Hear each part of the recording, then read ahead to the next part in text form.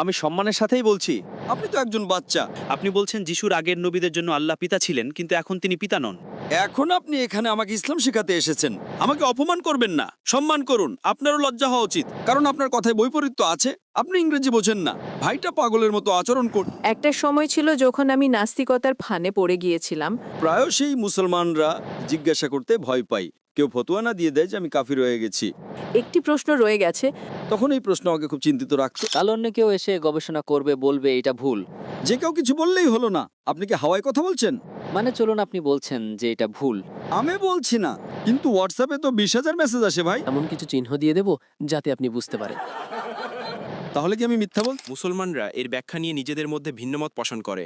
আপনি আপনার প্রশ্নের উত্তর দিতে পারবেন। এমন কোনো ব্যক্তি কি ঈশ্বরের নিকটবর্তী হতে পারে যে মুসলিম নয়? সেখানে কেবল একটি শব্দ, দুটি শব্দ নেই। হয়তো আমি এই বিষয়টি আমার এবং ঈশ্বরের মধ্যে ব্যক্তিগত। নাম গেমেচু তেস্তে। আমার পেশা হলো আমি কিছু শ্রমিকের জন্য জীবন ধারণের কাজ করি। আমি ইসলামে জন্মগ্রহণকারী একজন ব্যক্তি, কিন্তু ইসলামে জন্ম নিয়েও আমি খ্রিস্ট ধর্মে বড় হচ্ছি। আপনি মূলত একটি মুসলিম পরিবারে জন্মগ্রহণ করেছিলেন, তারপর আপনি খ্রিস্টান হলেন। হ্যাঁ হ্যাঁ, ঠিক আছে। তাহলে আপনার প্রশ্নটা কি? তো আমার ঈশ্বর যীশু খ্রিস্ট, তার নামে ধন্যবাদ জানাই।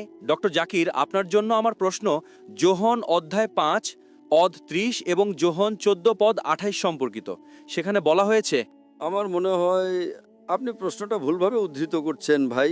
যদি আমি ভুল না করে থাকি, আপনি জিজ্ঞাসা করছেন যে যীশু খ্রিস্ট তার উপর শান্তি বর্ষিত হোক বলেছেন, আমি পথ, সত্য আর জীবন, আমার মধ্য দিয়ে না গেলে কেউই পিতার কাছে যেতে পারে না। আপনি কি এটার কথা বলছেন? হ্যাঁ। হ্যাঁ, আপনি সঠিকভাবে উদ্ধৃত করছেন না। আমি কিছুটা শুনতে পেয়েছি, কিন্তু আপনার উদ্ধৃতিটি সঠিক ছিল না। তাহলে আপনি বলতে চাইছেন যে এটা বাইবেলে উল্লেখ আছে, তাই তো? হ্যাঁ, তাহলে আপনি কি একমত যে যিশু বলেছেন আমার পিতা? বাইবেলের সেই যিশু ও কোরআনের যিশু একই ব্যক্তি? আপনি কি এতে বিশ্বাস করেন? তিনি যা বলছেন তার সাথে আমি 100% একমত।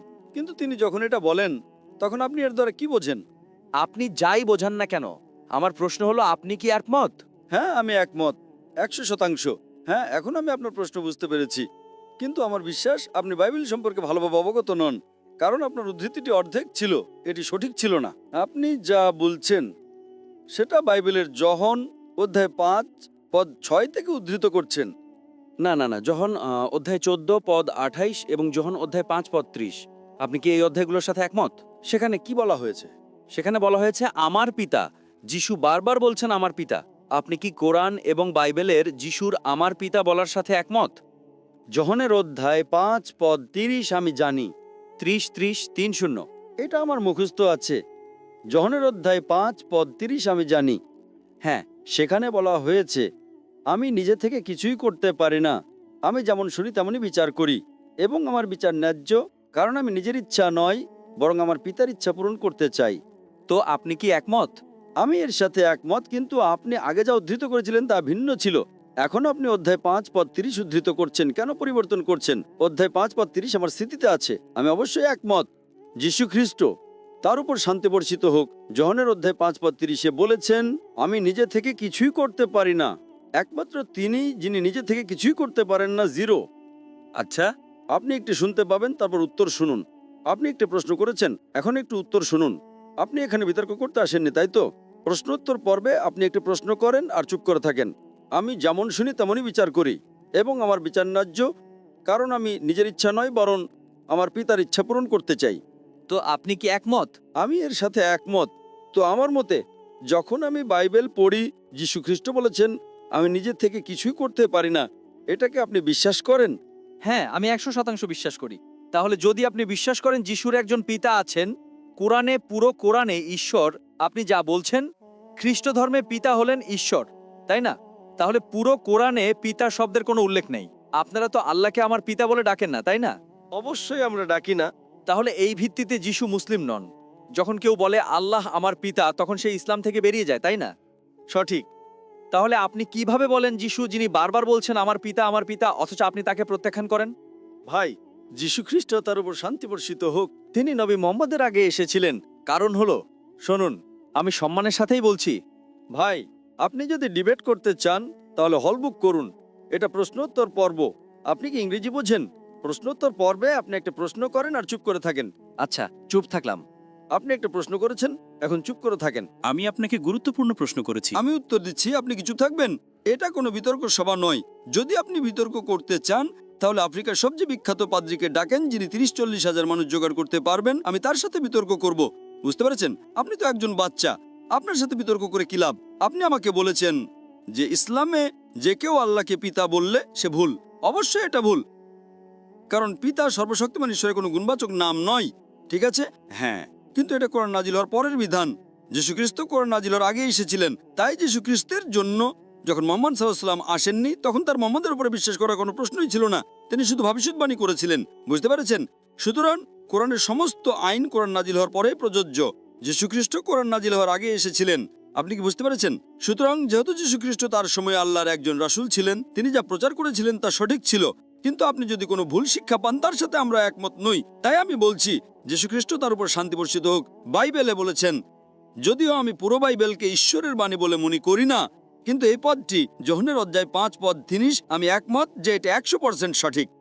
তাহলে আপনি ইসলাম থেকে বহিষ্কৃত যদি আপনি বিশ্বাস করেন যে যিশু। এখন আপনি এখানে আমাকে ইসলাম শেখাতে এসেছেন, তাই তো? আপনি ইসলাম সম্পর্কে কি জানেন? আপনি ইসলাম সম্পর্কে কি জানেন? আমি তো ইসলামে জন্ম নেওয়া মানুষ। আপনি কি জানেন? আমি মুসলিম নই, আমি জানি না কিছু। যদি আপনি যিশুকে বিশ্বাস না করেন তাহলে ইসলাম থেকে বাইরে। না না না না, যদি আপনি যিশু খ্রিস্ট তারপর শান্তি বর্ষিত হোককে বিশ্বাস না করেন, আপনি ইসলাম থেকে বাইরে। কোরআনের আগে যারা এসেছিলেন তাদের আইন কানুন ভিন্ন ছিল। আল্লাহর সমস্ত নবী এক ঈশ্বরে বিশ্বাস করতেন।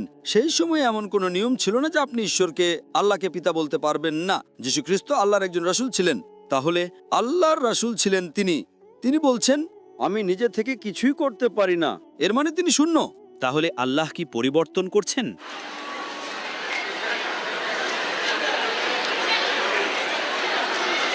আল্লাহ মন পরিবর্তন করেন না। তাহলে আপনি এমন কেন বলছেন? আপনি বলছেন যিশুর আগের নবীদের জন্য আল্লাহ পিতা ছিলেন, কিন্তু এখন তিনি পিতা নন। আপনি কি চুপ করবেন? আপনি নিয়ম ভাঙছেন। আপনি বুঝতে পারছেন না, আপনি নিয়ম ভাঙছেন। প্রশ্নোত্তর পর্বে আপনি প্রশ্ন করবেন এবং চুপ থাকবেন। আপনার বাধা দেওয়ার অনুমতি নেই। এটা কোনো বিতর্ক সভা নয়। আপনি কি ইংরেজি বোঝেন? আমার মনে হয় আপনার ইংরেজি দুর্বল। আপনার স্কুলে ফিরে যে ইংরেজি শেখা উচিত। ঠিক আছে, ঠিক আছে, ঠিক আছে। আমার ইংরেজি দুর্বল হলেও আমি আপনাকে বুঝতে পারছি। এটা নিয়ে মজা করবেন না, কেমন? সবাই আমাকে নিয়ে মজা করছেন। যখন আপনি ক্লাস 1-এ পড়েন, তারপর ক্লাস 2-তে যান, তারপর ক্লাস 3-তে যান, আপনি ক্রমাগতই বেশি জ্ঞান অর্জন করতে থাকেন। এতে কোনো বৈপরীত্য নেই। আল্লাহর ক্ষেত্রে বিষয়টা এমনই। আল্লাহ একা একে ওহী পাঠিয়েছেন। পরীক্ষার বিষয়বস্তু বদলাতে থাকে। আপনাকে কোন বিষয়ে পড়তে হবে তার উপরে নির্ভর করে। সুতরাং যিশুর সময়ে তিনি সর্বশক্তিমান ঈশ্বরের রাসূল ছিলেন। আমরা বিশ্বাস করি যে তিনি আল্লাহকে বিশ্বাস করতেন এবং আল্লাহর বার্তা প্রচার করতেন। সেই সময় যখন তিনি বলেছিলেন সর্বশক্তিমান ঈশ্বরকে পিতা বলে ডাকো, তাতে কোনো সমস্যা ছিল না। কিন্তু আপনারা তাকে ভুল বোঝা শুরু করলেন। আর যখন তাকে ভুল বোঝা শুরু করলেন, ঠিক সেই কারণেই আল্লাহ সুবহানাহু ওয়া তাআলা মহিমান্বিত কোরআনের সবকিছু হুবহু পুনরাবৃত্তি করেননি। অতীতে যা ছিল তা ভিন্ন ছিল। আল্লাহ কোরআনে সূরা মাইদা অধ্যায় 5 আয়াত নাম্বার 3-এ বলেন, আজ আমি তোমাদের জন্য তোমাদের দিনকে পরিপূর্ণ করে দিলাম, তোমাদের প্রতি আমার নিয়ামত সম্পূর্ণ করে দিলাম, আর ইসলামকে তোমাদের জন্য দিন হিসেবে নির্বাচন করলাম। এরপরে নতুন কিছু যোগ বা বিয়োগ করা যাবে না। আমি আপনাকে প্রশ্ন করছি, যখন পিতাই ঈশ্বর, তার মানে যিশু ঈশ্বর নন, আপনি কি বিশ্বাস করেন যে যিশু ঈশ্বর? হ্যাঁ, তিনি ঈশ্বরের পুত্র 100%। তাহলে তো বৈপরীত্য, খুব খারাপ বৈপরীত্য। একবার চিন্তা করেন, কোনো বৈপরীত্য নেই। আপনি বিপরীতে হয়তো। যিশু বলেছেন, আমি নিজে থেকে কিছুই করতে পারি না। এর মানে আপনার ঈশ্বর কিছুই করতে পারেন না। লজ্জা হচ্ছে আপনার জন্য। লজ্জা? আমাকে অপমান করবেন না, সম্মান করুন। আপনারও লজ্জা হওয়া উচিত। আমাকে অপমান করবেন না। তাহলে তো সবাই আপনাকে এটাই বলছে, আপনার ঈশ্বর কিছুই করতে পারেন না, আপনার ঈশ্বর কোনো কাজই করতে পারেন না। আপনি বাইবেলে যোহনের অধ্যায় 5 পদ 30 থেকে উদ্ধৃত করেছেন, যিশু খ্রিস্ট তার উপর শান্তি বর্ষিত হোক বলেছেন, আমি নিজে থেকে কিছুই করতে পারি না। ঈশ্বর কখনোই বলবেন না আমি কিছু করতে পারি না। তাই সে বলছে, আমি আমার পিতার ইচ্ছা পালন করব। দয়া করে বক্তাকে সম্মান করুন, তাকে উত্তর দিতে দিন। আমি তাকে সম্মান করি, কিন্তু সে আমাকে নিয়ে মজা করছে। কেন? কারণ আপনার কথায় বৈপরীত্য আছে। আপনি ইংরেজি বোঝেন না। ভাইটা পাগলের মতো আচরণ করছেন। দয়া করে কেউ মাইক্রোফোনটা বন্ধ করুন। এই ভাই ধর্মপ্রচার করতে চান। ভাই, আপনি বরং এই তাঁবুটা ভাড়া করেন। আগামীকাল রাতের জন্যই তাঁবুটা ভাড়া করেন। খ্রিস্টান ধর্মে পাদ্রীরা কখনো কাউকে প্রশ্ন করতে দেয় না। আমরা আপনাকে এত সময় দিচ্ছি আর সবার সময় নষ্ট করছেন। আপনি নিজেকে হাস্যকর পাত্র বানাচ্ছেন। আপনি বলছেন ঈশ্বর কিছুই করতে পারেন না। আমি কিভাবে একমত হব? আমি আমার যিশু খ্রিস্ট তার উপর শান্তি বর্ষিত হোককে ভালোবাসি।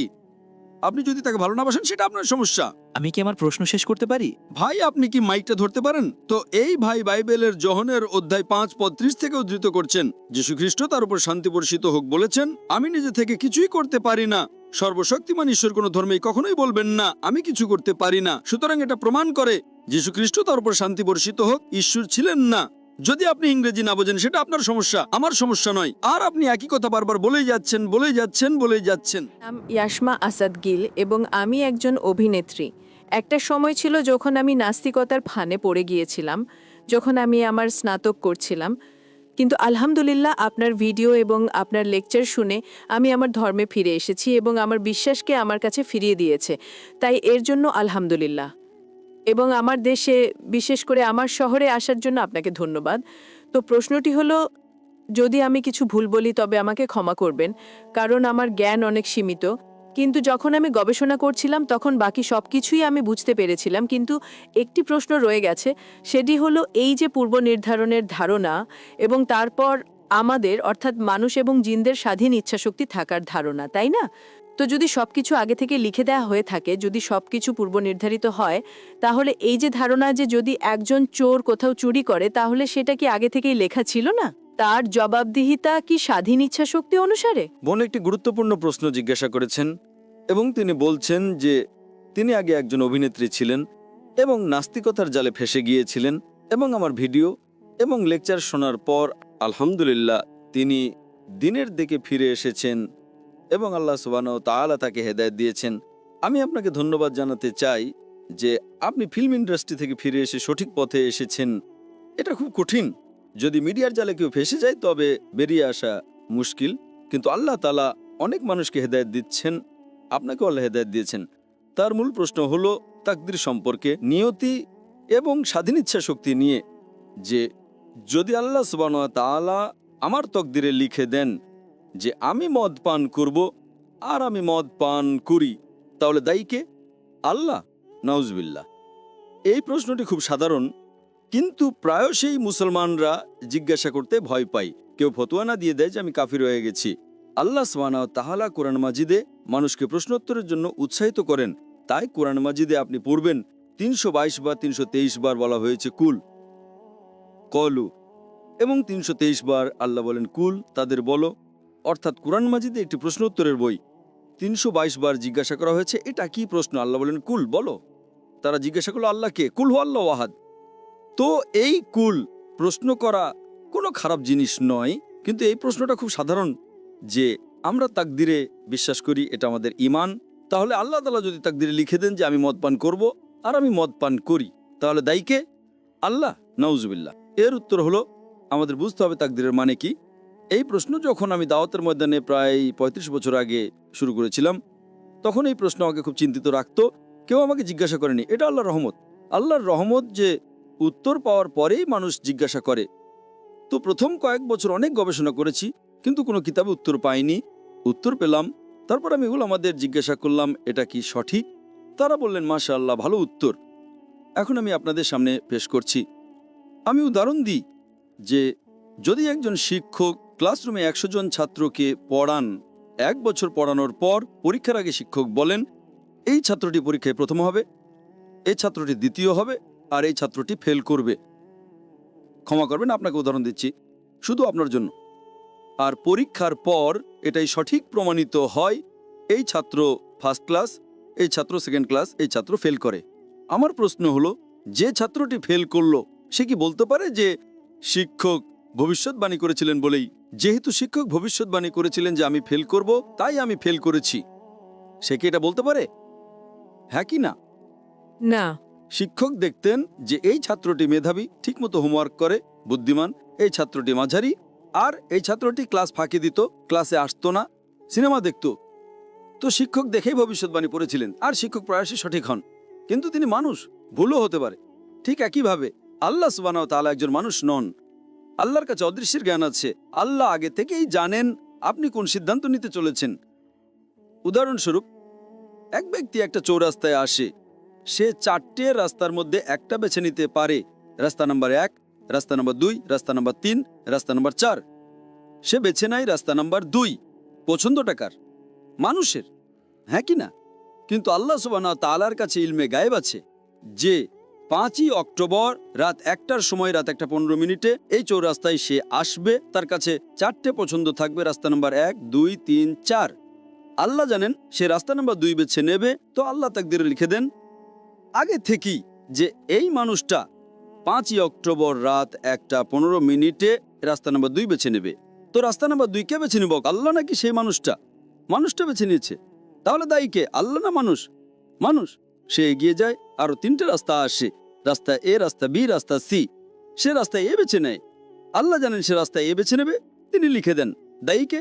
মানুষ। আল্লাহর কাছে ইলমে গায়েব আছে এবং আল্লাহ সুবহানাহু ওয়া তাআলা কখনোই ভুল করেন না। আপনাকে পছন্দ দিয়েছেন, আপনি চুরি করে জীবন কাটাতে পারেন অথবা সততার সাথে, আপনি সততার সাথে কাটান। আল্লাহ তাআলা লিখে দেন যে এই মানুষটা সততার সাথে জীবন কাটাবে। তাহলে দায়ী কে? মানুষ। একটা হাদিসে আসে যে দোয়া তকদিরকে বদলাতে পারে, এটা সঠিক। উদাহরণস্বরূপ, আপনি পরীক্ষায় বসেন, আপনার পরীক্ষা খুব খারাপ হয়, আপনি জানেন ফেল করতে চলেছেন, আপনি বাড়িতে এসে দোয়া করেন, হে আল্লাহ আমাকে পাশ করিয়ে দাও। আল্লাহ সুবহানাহু ওয়া তাআলা আগে থেকেই জানেন যে আপনি এই তারিখে পরীক্ষায় বসতে চলেছেন আর আপনি ফেল করবেন। আল্লাহ এটাও জানেন যে আপনি বাড়িতে এসে দোয়া করবেন, হ্যাঁ কি না? আল্লাহ এটাও জানেন যে আল্লাহ দোয়া কবুল করবেন কিনা। আল্লাহ দোয়া কবুল করে নেন। তো তকদিরে লেখা থাকে যে এই মেয়েটি পরীক্ষায় যায়, ফেল করতে চলেছিল, বাড়িতে এসে দোয়া করে, আল্লাহ দোয়া কবুল করে নেন এবং তাকে পাশ করিয়ে দেন। তো আমরা জানি না কি হতে চলেছে, তাই দোয়া করা ভালো জিনিস। তাই আল্লামা ইকবাল বলেন, खुदी को कर इतना बुलंद कि हर तकदीर के पहले खुदा बंदे से खुद पूछे तेरी रजा क्या है। सुभान अल्लाह। তো তকদিরের মানে হলো আল্লাহ সুবহানাহু ওয়া তাআলা আপনাকে ইচ্ছা শক্তি দিয়েছেন 100% না 95, 98। আমি চাই আমি পৃথিবীকে ধ্বংস করে দেবো, আল্লাহ তা করতে দেবেন না। কিন্তু আল্লাহ আপনার পছন্দ আপনার উপর ছেড়ে দিয়েছেন, আপনাকে হেদায়েত দিয়েছেন কোরআন এবং হাদিসে। আপনি অনুসরণ করবেন কি করবেন না সেটা আপনার উপর স্বাধীন ইচ্ছা শক্তি আছে। কিন্তু যদি আপনি কোনো ভুল করেন আপনি দায়ী, আপনি কোনো ভালো কাজ করেন আপনি দায়ী। তো এই জন্যই তকদির সম্পর্কে আল্লাহর ইলমে গায়েব আছে। তো যে কোনো ভুল কাজ আপনি করেন আল্লাহ আপনাকে দিয়ে করান না। এটা যদি আপনি বুঝে নেন তাহলে ইনশাআল্লাহ আপনি কোরআন মাজিদের শিক্ষায় আমল করবেন এবং ইনশাআল্লাহ আপনি জান্নাতে যাবেন। আশা করি উত্তরটা পেয়েছেন। আপনাকে অসংখ্য নাম আদিল আমির। আমি এক মসিহি পরিবারের সন্তান।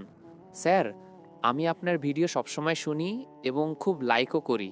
হিন্দুদের সম্পর্কে আপনার অনেক প্রশ্নের উত্তর সঠিক হয়, ভালোও লাগে, তাই লাইকও দিই। কিন্তু আপনি চ্যালেঞ্জ করেছেন যে পবিত্র বাইবেল ভুল, অর্থাৎ তাতে পরিবর্তন করা হয়েছে। আমি জিজ্ঞাসা করতে চাই, কোন দিক থেকে পবিত্র বাইবেল ভুল? আপনি কি আমার ক্যাসেট দেখেননি? না স্যার, মাফ করবেন। আমি প্রায়ই সাদৃশ্যের বিষয়ে কথা বলি, কিন্তু কখনো কখনো বাধ্য হয়ে আমাদের অন্য বিষয় নিয়েও কথা বলতে হয়। আমি একটা বক্তৃতা দিয়েছিলাম একটা ডিবেট ইউএসএতে ডক্টর উইলিয়াম ক্যাম্বেলের সাথে। তিনি একটা বই লিখেছেন যে কোরআন মজিদে 38টি বৈজ্ঞানিক ভুল আছে। 8 বছর পর্যন্ত কোনো মুসলমান উত্তর না দেওয়ায় আমাকে ডাকা হয়েছিল। তাই আমি ইউএসএ গিয়েছিলাম। ওই ইউএসএ যে পাকিস্তানিরা যান, আমি যে ডিবেট করতে আর আপনারা যান ঘুরতে মজা করতে। তো আমি ইউএসএতে গিয়েছিলাম শিকাগোতে, আর সেটার বিষয়বস্তু ছিল বিজ্ঞানের আলোকে বাইবেল ও কোরআন। ওই বক্তৃতাটা দেখলে দেখবেন তাতে আমি অনেক ভুল বের করেছি, অনেক। আপনি নমুনা চান? আচ্ছা, আপনি যদি বাইবেলের প্রথম বই পড়েন, old testament, book of Genesis, অধ্যায় 1, তার ভিতরে শুরুতে আছে, প্রথম অধ্যায়ের ভেতরে, যে শুরুতে ঈশ্বর ছিলেন এবং ঈশ্বর আলোক সৃষ্টি করলেন প্রথম দিনে। ঈশ্বর আলোক সৃষ্টি করলেন, অর্থাৎ ঈশ্বর আলোকে সৃষ্টি করলেন প্রথম দিনে, আর তৃতীয় দিনে সৃষ্টি করলেন সূর্যকে। আলো কোথার থেকে আসে? আসমান থেকে। আসমান থেকে আলো আসে? এখন আসমানে আলো আছে? সূর্য থেকে আসে। সূর্য থেকে আসে, চাঁদের আলো সূর্য থেকে আসে, তাই না? তাহলে আলো এলো প্রথম দিনে আর সূর্য এলো তৃতীয় দিনে। এটা ঠিক না ভুল? স্যার, আমি এটা বলতে চাইছি যে আপনি বলেন পবিত্র বাইবেল বদলে গেছে। সেটাই তো বলছি। কোন দিক থেকে বদলে গেছে? সেটাই তো আমি বলছি। আপনার যদি সামান্য জ্ঞান থাকে তাহলে বুঝবেন, যদি আলো প্রথম দিনে আসে তাহলে সূর্যও তো প্রথম দিনে আসা উচিত, তাই না? সূর্য আসছে তৃতীয় দিনে, সৃষ্টিকর্তা সূর্য বানালেন তৃতীয় দিনে আর আলো বানালেন প্রথম দিনে। এটা বৈজ্ঞানিকভাবে ভুল, বুঝলেন? তারপর আপনার বাইবেলে লেখা আছে যে আল্লাহ, দুঃখিত, সৃষ্টিকর্তা ঈশ্বর তৃতীয় দিনে বানালেন সূর্য, যা আলোওয়ালা, এবং চাঁদ, যার আলো ছোট। এটাও ভুল। চাঁদের তো নিজের আলোই নেই।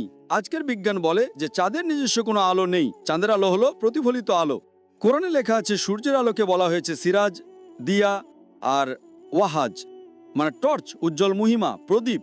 আর চাঁদের আলোকে বলা হয়েছে নূর বা মুনির, যার অর্থ ধার করা আলো বা প্রতিফলিত আলো। সুতরাং বিজ্ঞান বলে কোরআনে কোনো ভুল নেই, কিন্তু বাইবেলে ভুল আছে। বুঝতে পারলেন? এর উপর আমি 2 ঘন্টা, 3 ঘন্টা, 4 ঘন্টা বক্তৃতা দিতে পারি। বুঝতে পেরেছেন?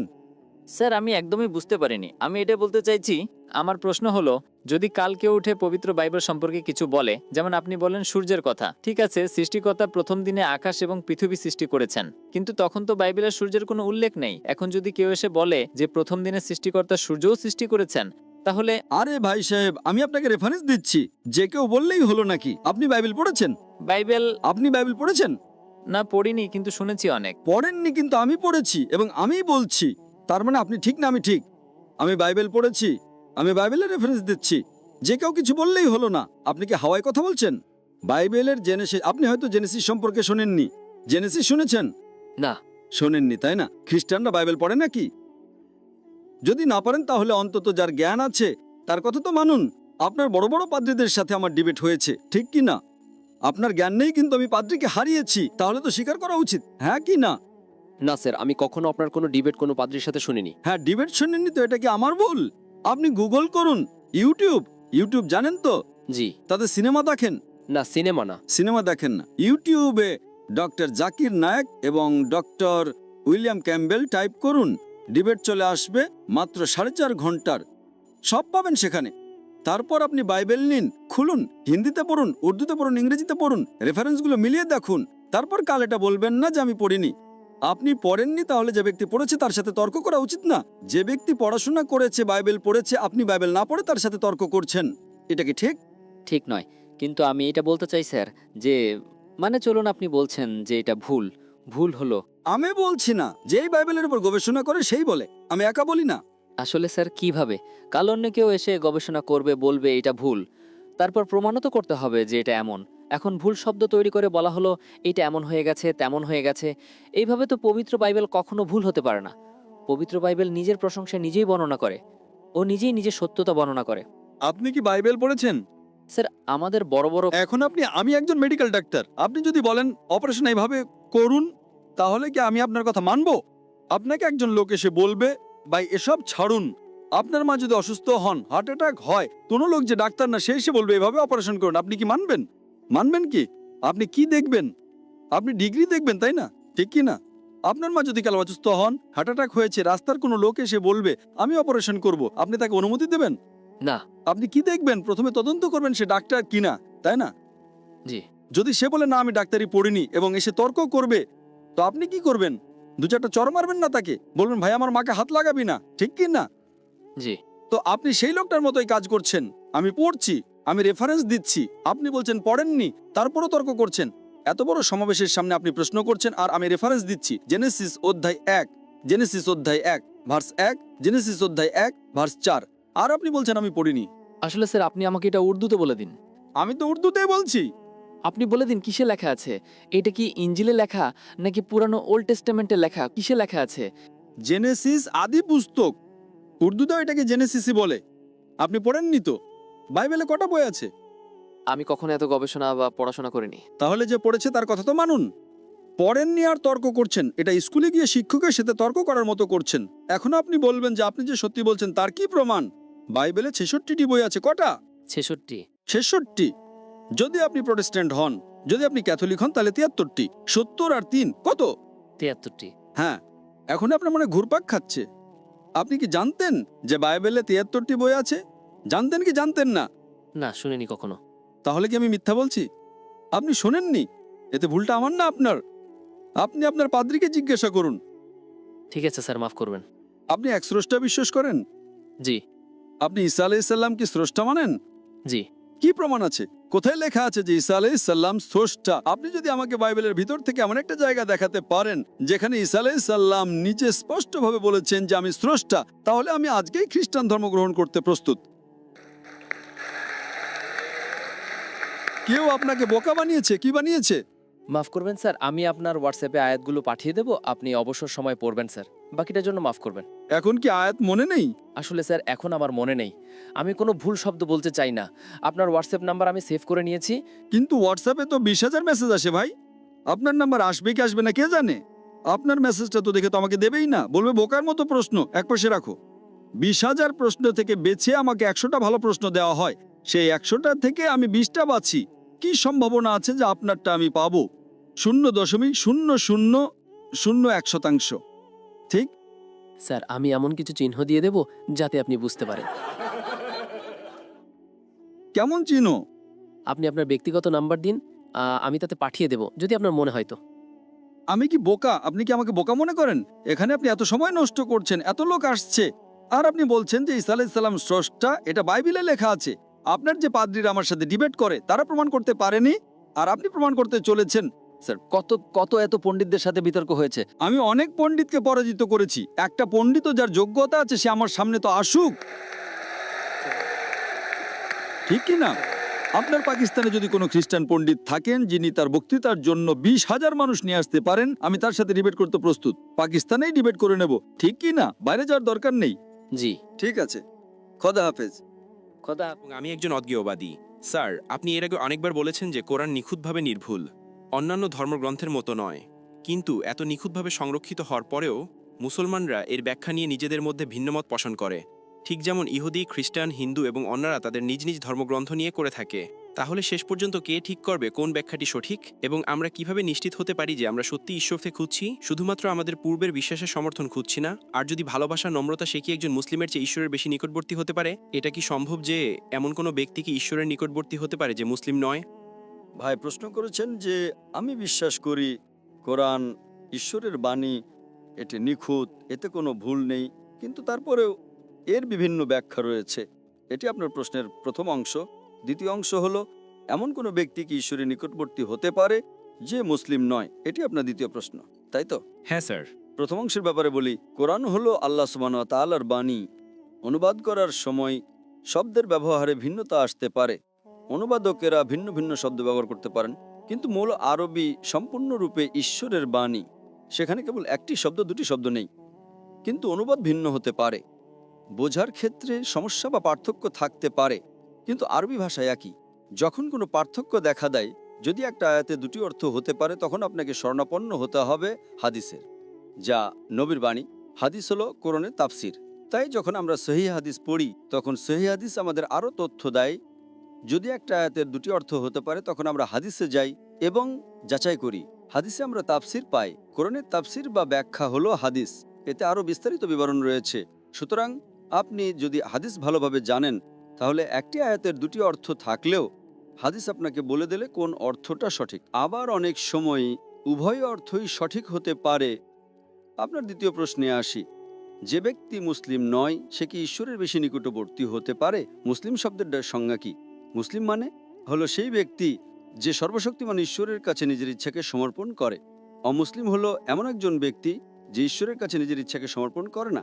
সুতরাং আপনার প্রশ্নটি হলো, যে ব্যক্তি ঈশ্বরের কাছে নিজের ইচ্ছাকে সমর্পণ করে না, সে কি এমন ব্যক্তির চেয়ে ঈশ্বরের বেশি নিকটবর্তী হতে পারে যে নিজের ইচ্ছাকে ঈশ্বরের কাছে সমর্পণ করে?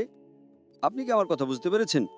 আপনার প্রশ্নটি আমার কাছে হলো, একজন অমুসলিম কি পারে? অমুসলিম মানে যে ঈশ্বরের কাছে নিজের ইচ্ছাকে সমর্পণ করে না, সে কি এমন ব্যক্তির চেয়ে ঈশ্বরের বেশি নিকটবর্তী হতে পারে যে নিজের ইচ্ছাকে ঈশ্বরের কাছে সমর্পণ করে? আপনি আপনার প্রশ্নের উত্তর দিতে পারবেন?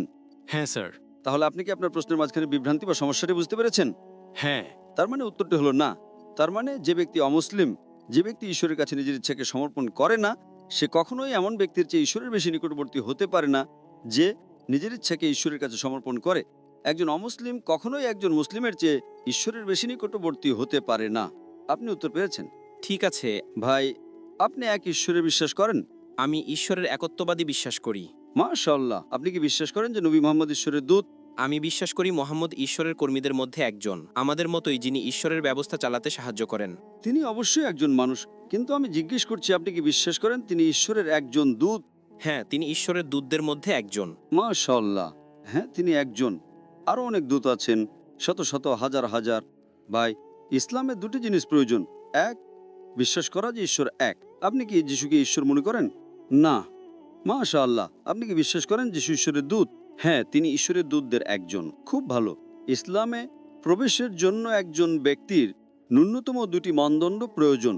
এক নম্বর, বিশ্বাস করা যে ঈশ্বর এক। 2 নাম্বার, বিশ্বাস করা যে নবী মোহাম্মদ সাল্লাল্লাহু আলাইহি সাল্লাম ঈশ্বরের দূত। এরপরে ধীরে ধীরে একজন মানুষ ইসলামের নিয়ম কানুন মানতে শুরু করে, কিন্তু ন্যূনতম এই দুটি জিনিস আপনি ইতিমধ্যে বিশ্বাস করেন। তাহলে কি আপনি ইসলাম গ্রহণ করতে চান? হয়তো আমি এই বিষয়টি আমার এবং ঈশ্বরের মধ্যে ব্যক্তিগত রাখতে চাই। ঠিক আছে, আমি এটা ব্যক্তিগত রাখতে চাই। ঠিক আছে, যতক্ষণ আপনি ঈশ্বরকে ফলো করবেন, ঈশ্বরে বিশ্বাস করবেন, সেটাই যথেষ্ট। আপনাকে সবার সামনে ঘোষণা করতে হবে না।